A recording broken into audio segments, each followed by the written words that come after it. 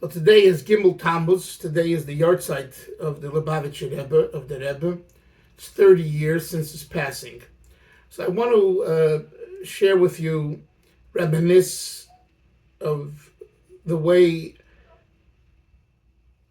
the Rebbe raised us as children, teenagers, and then adults, young adults, older adults, just to bring you back a little bit in time. So when I was probably 6, 7, 8 years old, we lived in a neighborhood adjacent to Crown Heights, which is called East Flatbush. East Flatbush during the 50s was a very Jewish neighborhood. There were many Orthodox shuls and many Jews of all persuasions, but there was a heavy emphasis on Orthodox Jews, Jews who, consider themselves Orthodox. And because of that, there was shtiblach, shuls, yeshivas, girls' schools. It was saturated. And it was a very safe place. That all changed in the 60s, where America experienced difficult times in all neighborhoods from Chicago, in all cities from Chicago to Los Angeles to New York to Philly to St. Louis, all over. And because of that, it caused, as only us Jews know very well, to run. Where you're running? We don't know where we're running, but one thing is for sure, we can't stay here. And I can understand it because as a child, I have probably what psychologists would call today trauma from the fear that I witnessed and felt walking in my neighborhood. To the point that in 1969, my sister and I were walking back from a candy store or some kind of little store, and we were mugged. We were held up, not by gun, not by knife, but either a big stick or a big piece of iron. I don't remember, but it left an indelible impression on me, to the point when I was in 8th grade in 1974, I believe, the talk, we all had to give a talk, and my talk was about the memories and the lessons that I took from that mugging incident. That's how impressionable that was. And it wasn't a happy memory. It was a very scary one. I would always, during those years, look behind my back and who is walking behind me. I still recall my aunt who lived, my mother's aunt who lived nearby, and we had to go to visit her, and it was literally like 5 minutes by walk, 10 minutes by walk, and we were scared to go walk that way, and we drove that way. And I have this memory. It was light. It was still light outside, but I remember these, what I considered flashing neon yellow lights. I felt like I was in a war zone.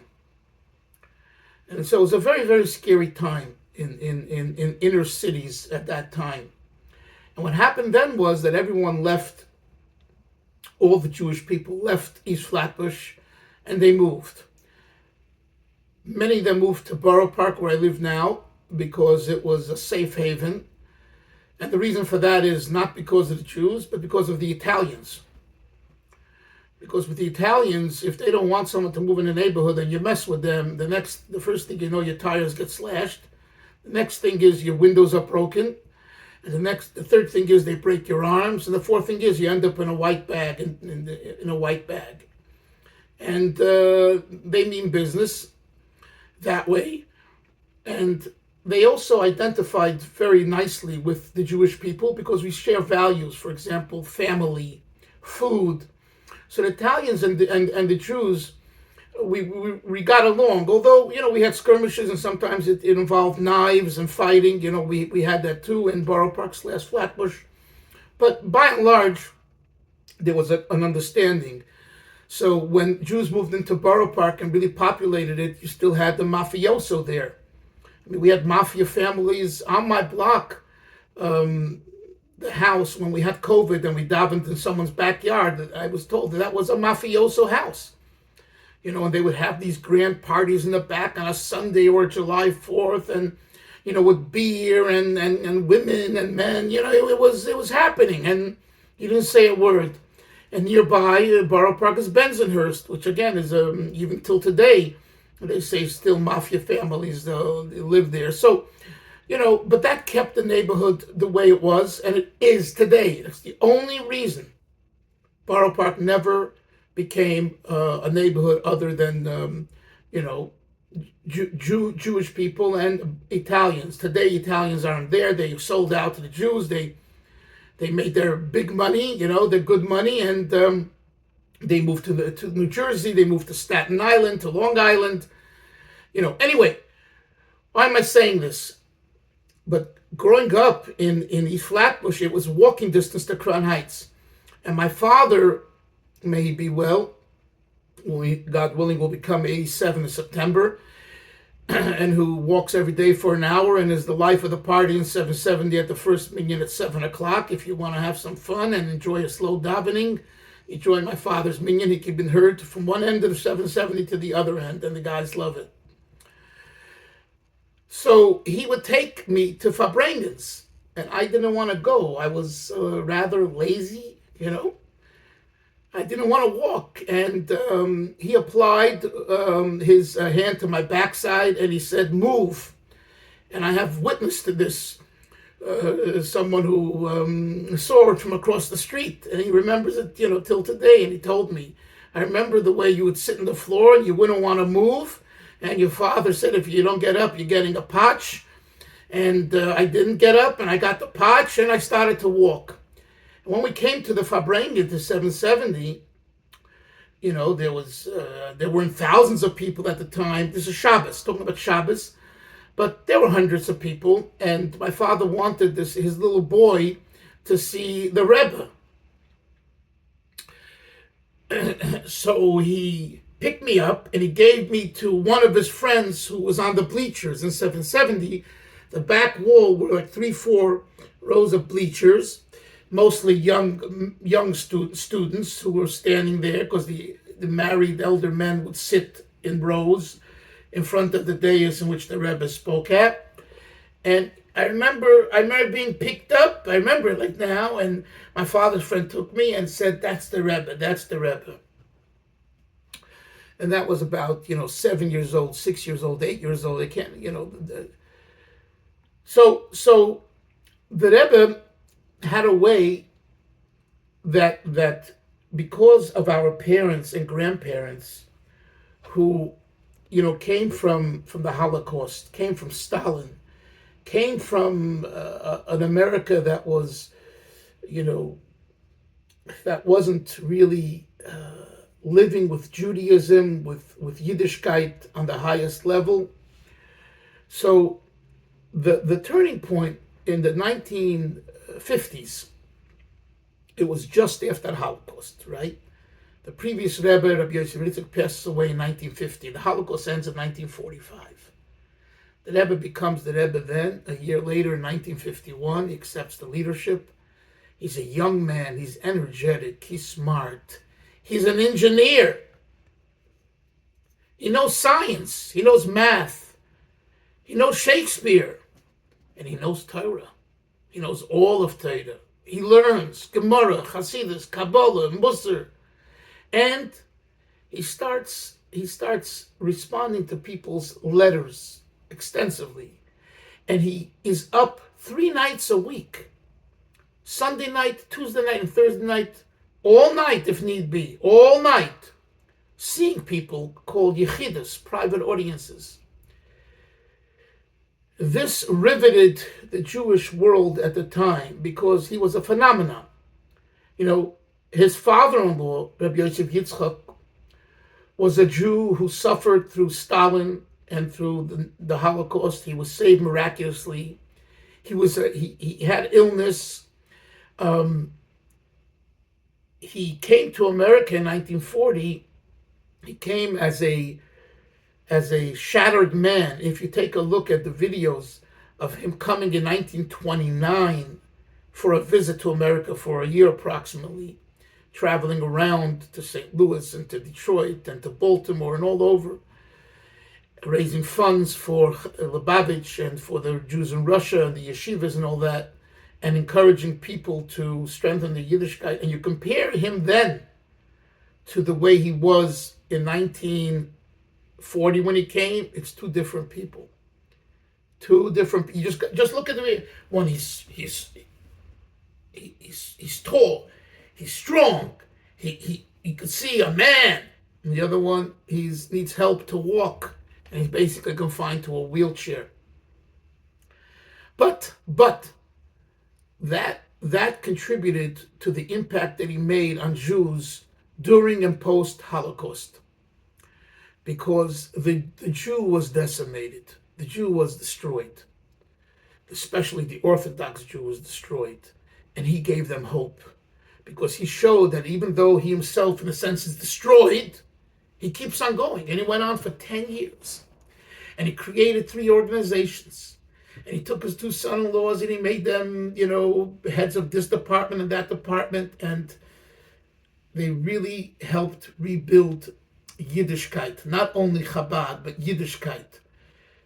And the same was done, by the way, by some others. But the previous Rebbe was a Hasidic leader. So his leadership consisted of old country Chasidism.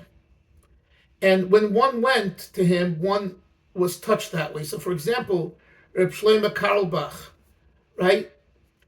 He was drawn to the previous Rebbe. And Reb Shlomo Carlebach learned by Rabbi Aaron Kotler, who started at BMG, Lakewood, the yeshiva. And although he learned from him his Talmud, and he excelled, but emotionally, he left that. And what did he leave it to?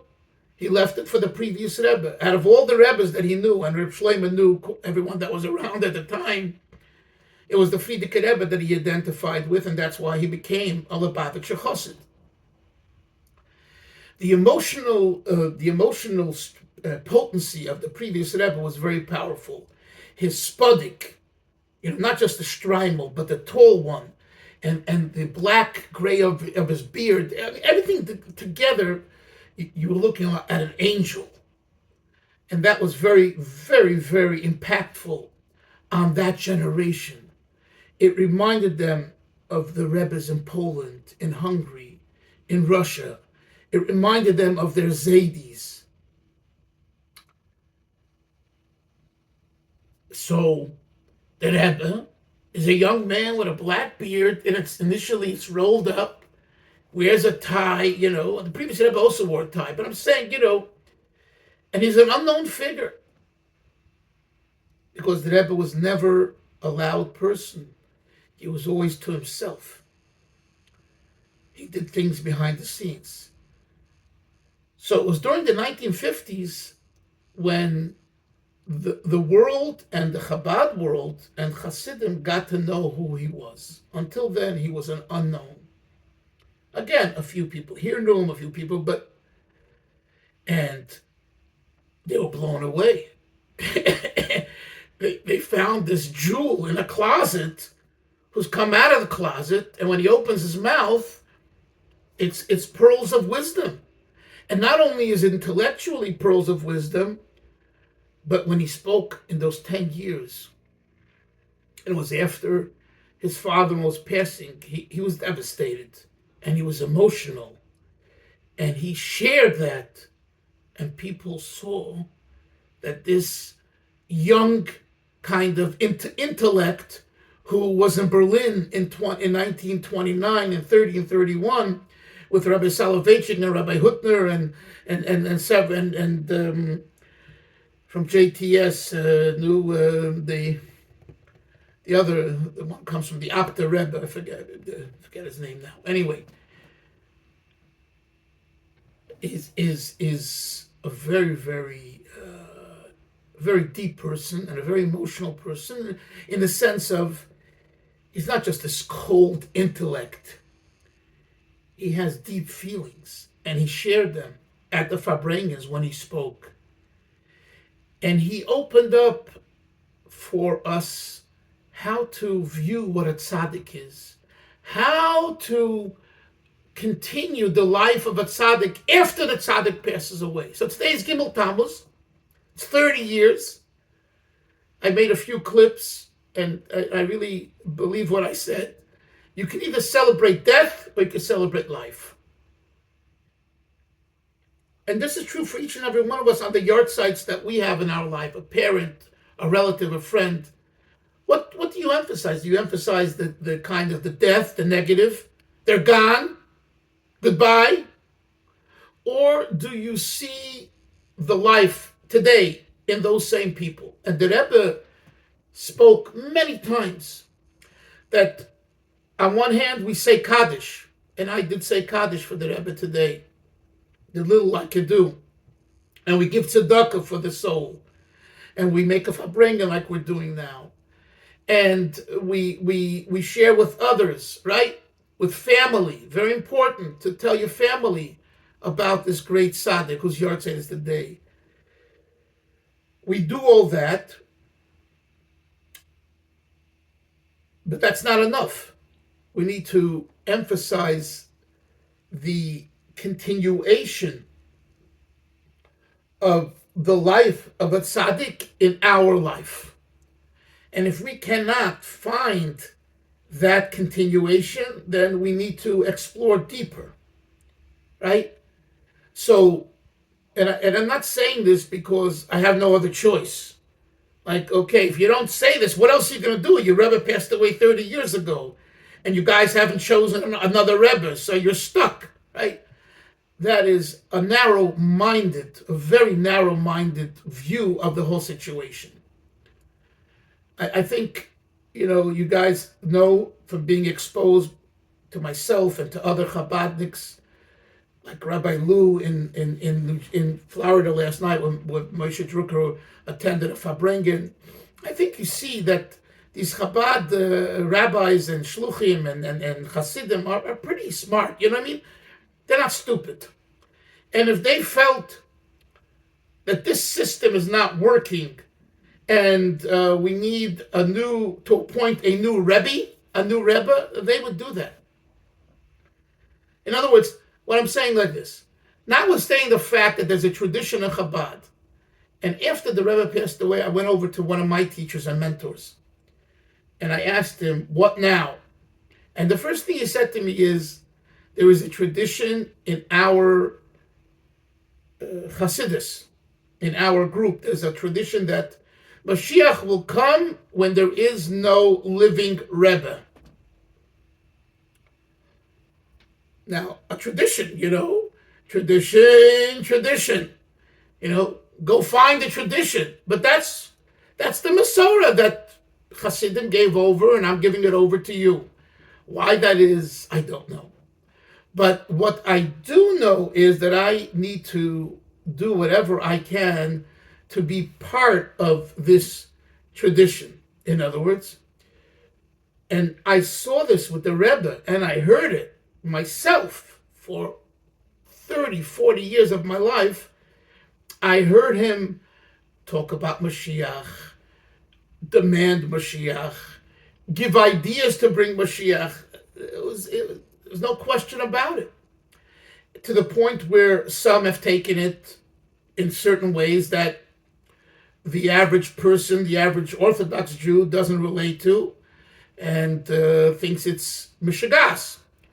But nevertheless, and by the way, that's with everything. With everything that you believe in and you encourage and you talk about, someone's going to take it to left field. Someone's going to take it to right field. You can't stop people. In fact, I'm doing an interview with someone about a book that just came out, which I've done a few clips about, and I'm going to do an interview with the co-author on Wednesday, God willing, and it should be very interesting, where people must understand that we have free will. And when you have free will, you could do all kinds of things, and no one can stop you. At least not in this country, because there's free, we're in democracy. Okay? And we have to be smart enough and eloquent enough and sincere enough to give over the message and hope and pray. And we say this every morning in the davening and the blessings in the morning, Baruch. We say there should be no michshoil. That's not the exact language. There should be no obstacle that my words and my actions bring to others.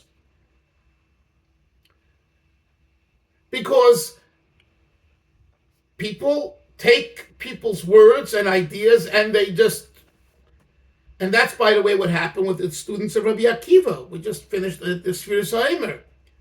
Each one felt their rabbi meant this, and the other one felt he meant this, and they fought like cats and dogs. Instead of saying, you know what? The rabbi, our teacher, has room for both. So going back to the Rebbe, the osmosis of just walking in to 770 at a farbrengen from the 60s that I started to attend through the early 90s, it was electrifying. It was contagious. Why? Because you had hundreds to thousands of people sitting together, singing together, saying l'chaim together, and listening to words of Torah of an individual who was gifted and was given by Hashem a soul, a neshama, that's purpose was to elevate each and every one of us so that we, not he doesn't do it for you, we have the tools to take it to the next level. So this is, in brief, the what I saw, what I experienced, and just give a few examples. So in 1980, I had been a counselor in a Chabad camp in Simcha Monica, California. Simcha Monica is near Venice Beach. So I had a group of boys, and it was a day camp. So after camp, we would try to visit the parents at home and to talk to them about Yiddishkeit, and the ultimate was to try to get them to agree to send their children to Yeshiva the following year, right? This was in the summer. And this wasn't easy because public school, is free tuition, and Yeshiva, you have to pay. And as we all know how much it cost. I mean, those days it wasn't as much as it is today, but it still cost. Anyway, so I remember I identified with one of my campers, and I convinced them that for his bar mitzvah, he should come to New York with his parents or grandparents, and I'll arrange for them to meet one-on-one with the Rebbe, and I'll be the interpreter, because the Rebbe, although he spoke English at times, he would go into Yiddish, and it was good for someone to be there to kind of bridge the two. And that's what happened. They flew in from Los Angeles. I brought them in, and really all I did was I was an interpreter, but more than an interpreter, I was like, connecting the Rebbe to the grandparents came and the bar mitzvah boy. It was very brief. We were in that room of the Rebbe privately, probably 2 minutes, 3 minutes, not very long, And the way the Rebbe spoke to the bar mitzvah boy and to his grandparents in English, in his broken English. And then he gave them $1 for tzedakah. It's my recollection. And then I told them that when you walk out with your not your back, not towards the Rebbe. It's not respectful, but towards the door, and then you go out. And I started to do that, and the Rebbe called me and he gave me $1 too. And I remember that, like thinking, like my job was only a bridge. I wasn't really supposed to be there. It was their private audience. It was a blessing that the Rebbe was giving to the bar mitzvah boy for his bar mitzvah. The sensitivity that, I'm giving them $1 for tzedakah and I wouldn't be giving you, he wouldn't have that be. He wouldn't allow that. And he gave me $1 too. I'm just, I want to show you how, basic menschlichkeit was included in his holiness. Okay? Another example. There is a video, it's out there somewhere. The Rebbe is walking out of the shul, the 770, after a prayer, after a davening. And when he comes down from his podium, he noticed some paper, garbage, whatever, on the floor, something. And he became very stern. And Rabbi Groner, the Rebbe's secretary, one of the secretaries, would walk always behind him. And he turned around to him and he what's going on? He says, it's a shul. And when you look at it initially, you say, wow, the Rebbe got angry. Whether he got angry or not, it's justified because you're not supposed to have garbage on the floor in a shul. And unless he made an emphatic point, it would happen again. And the proof is it happened again, and obviously it wasn't enough, but at least they were more careful. And how do I know? Because I remember many times afterwards, before he would come in and out of shul, they would make sure there's no noticeable papers on the floor. So what's holy about this? The answer is it doesn't have to be holy. It has to be menschlich. It has to be halachic, right? So I learned this as well, observing him. Another example, and I've told you some of these things over the years, but there was a coach for the Harlem Globetrotters, those that remember them, right? And he was some kind of coach, or maybe he was somehow involved. His name was Abe Sachs. Abe Sachs grew up not knowing about Judaism, and he got in touch with Chabad. Chabad got in touch with him, and he started to put on tefillin and a mezuzah. And I remember he had in his trunk, he had pushkas and mezuzahs, because he traveled around, and the Rebbe was, in the 70s, spoke about every Jew having a mezuzah and a pushka. And he was a simple Jew. And I remember one midweek mincha prayer, afternoon prayer, and Abe was saying Kaddish. And I stood right behind him, and the Rebbe stood by his table, and for the last Kaddish, the Rebbe's siddur was already closed, and he was piercing, looking at Abe say Kaddish. And it was so powerful, and it was so loving. It was so uplifting to a Jew who didn't have a chance to learn in a cheder, in a yeshiva, as a boy.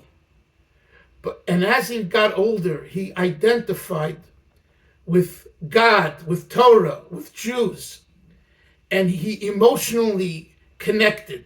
He's the one that you see sometimes in the videos gets up from his seat during the farbrengens and goes like this, like he's cheering on the team, Yeah, you had to see it. I was there. In fact, I stood right a few behind him, and the Rebbe loved it. And when the Rebbe saw Abe going like this, the Rebbe started to clap to Abe, and the whole place went bonkers.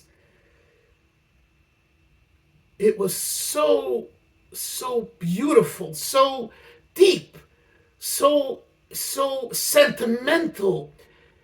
These things when you observe and you pay attention, you see that this type of a person is not just a great rabbi, and not just a Rosh Yeshiva, the head of a Yeshiva academy, and not just a scholar, but he has a larger vision of the bigger picture for the Jewish people.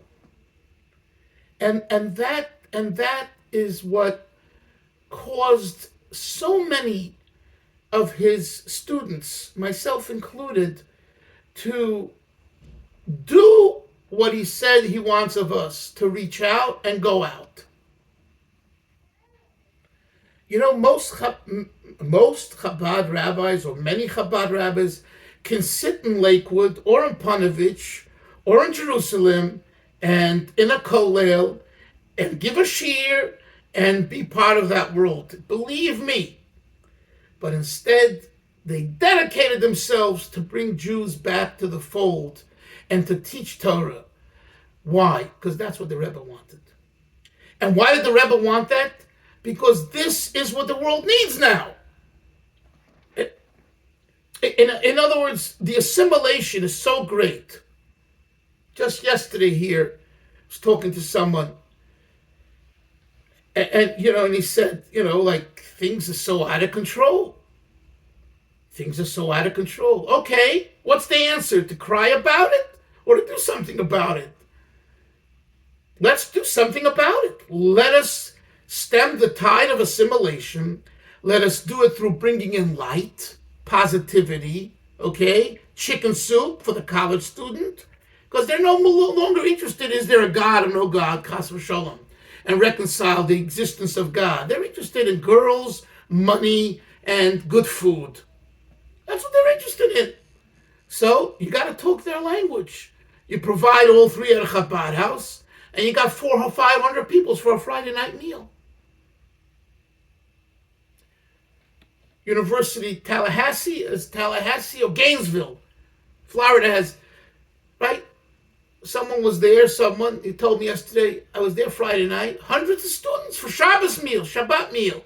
Not Orthodox, but there's a home for them to celebrate their Jewishness.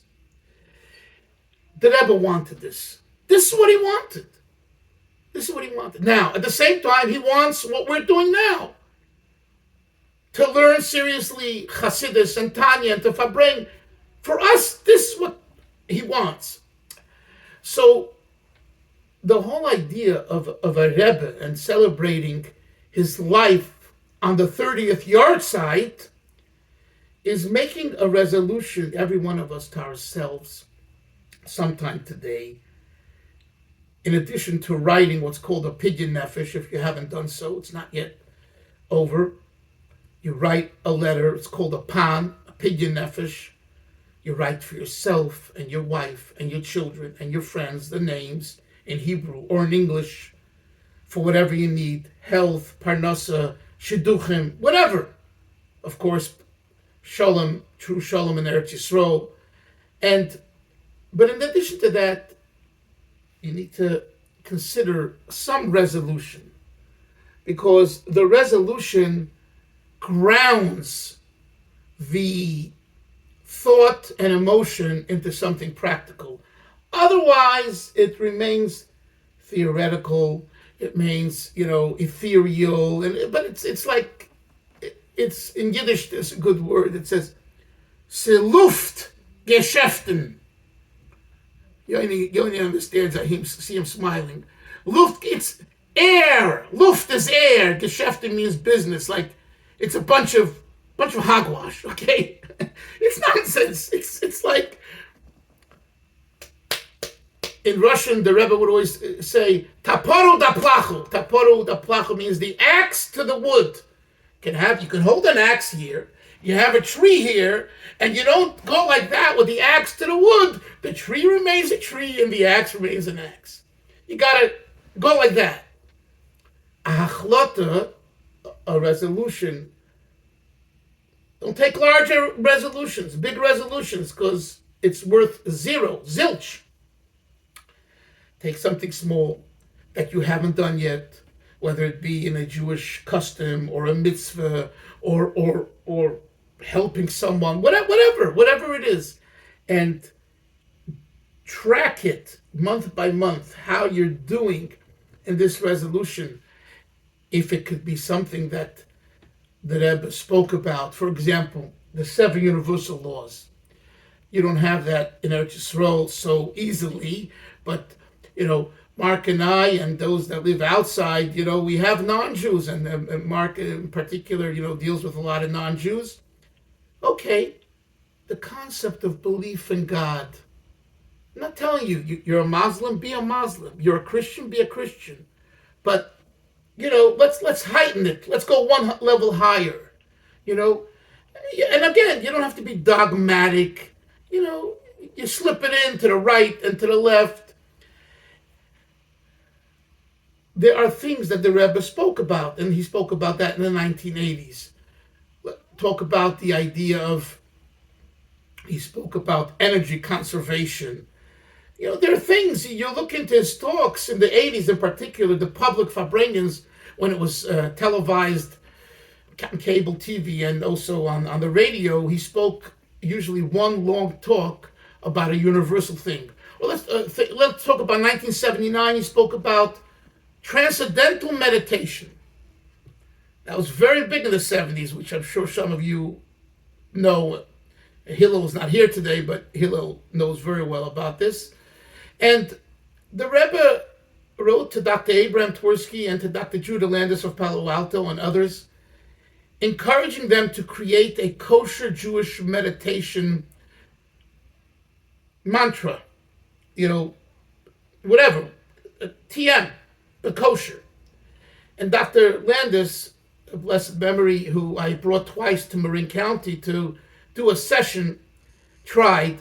This never really took off. But the point is, there are people today who are now, as you know, are into breathing meditation. I just made a clip about this yesterday, and I'm going to send it out very soon. People are into breathing meditation. I mean, this is something I don't know if we're aware of, because we're a little older with our white beards and, white hair and all that. But this is now very popular. Medicinal plants of CBD and other things has made a comeback. Hallucinogenics. There's things happening now out there, and the young people are once again experimenting in a different way maybe than the 60s with LSD and things. But does Torah have something to say about that? Does Chasidism have something to say about it? Does the Rebbe have something to say about it? Okay? I believe it does. So it's good for those who know about this, who are trained, and to open up and to share and to create. Because if you see the world is going in that direction, more young people are going that direction, you want it to be healthy. Yesterday, a Chabadnik, fine Chabadnik, told me that he read a book from a yogi on breathing.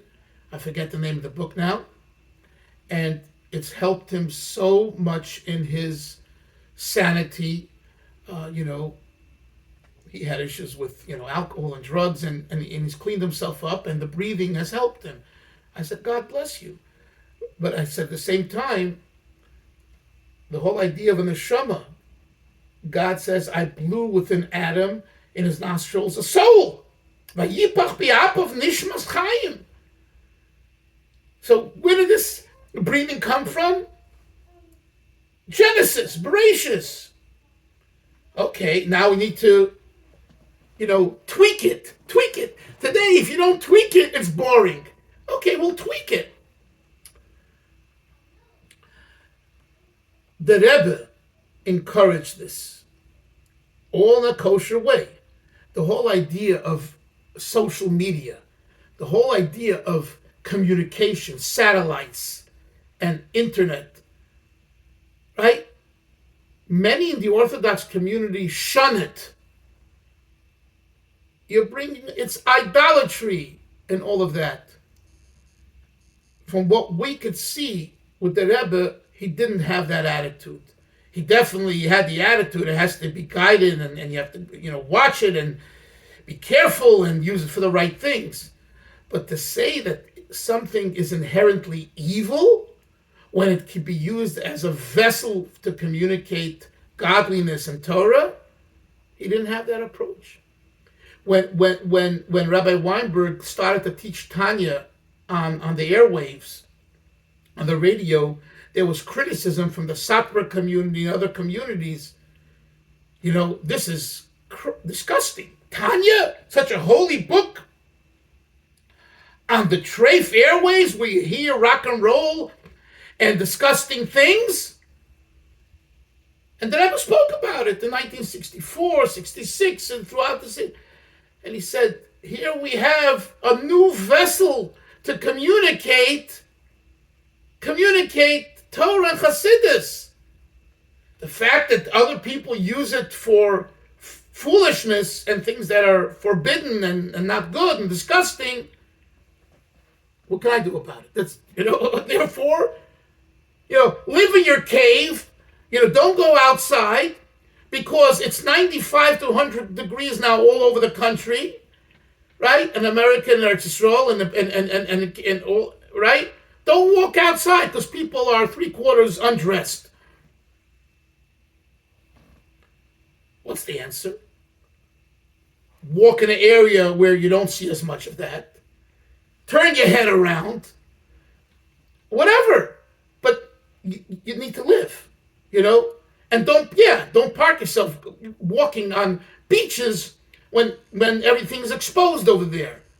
If you have that fear of God and you don't want your eyes to see, don't go to a beach when it's 100 degrees. Go when it's 30 degrees or 40 degrees, 50 degrees. Use your brains. Use your brains. And this is the Rebbe. So I just wanted to take a few minutes today to farbrengen a little bit and talk about it. And Taka, the Rebbe's Neshama, Rebbe Nachum Mendel ben Reb Levi Yitzchok, Neshama Shavin Aliyah, and he should continue being Mashpia on the world, only good things. And that's the meaning that he's alive more than dead, and that it's about life, not about death. That's what it means. And I think that you guys can say more than I can, coming from where you're coming from, and being together and learning together weekly and having your families and growing in Yiddishkeit. That's what the Rebbe is all about. The continuation of the Jewish people. It's not about voodoo worship, chas v'sholem, not about worshiping a person. That's all nonsense. Anyone says that is a fool. It's about celebrating an individual who gives to the world so much today. Not gave, gives from on high. We celebrate a yahrzeit. We light a yahrzeit candle. We say Mishnayos for the Rebbe's words of the letters of his name. We do all the minhagim, which I really encourage you to read up on today. And when you're having your dinner with your family, share with your children and grandchildren about this. And again, the purpose of which is to be better Yidden, to be better Menschen, to be the best we could be. So l'chaim, we should only have simchas. Tomorrow we'll continue learning Tanya, and Zay Gesund to everyone. Shalom. Bye. Thank you, Rebbe. You're welcome. Bye. You're welcome. Take care.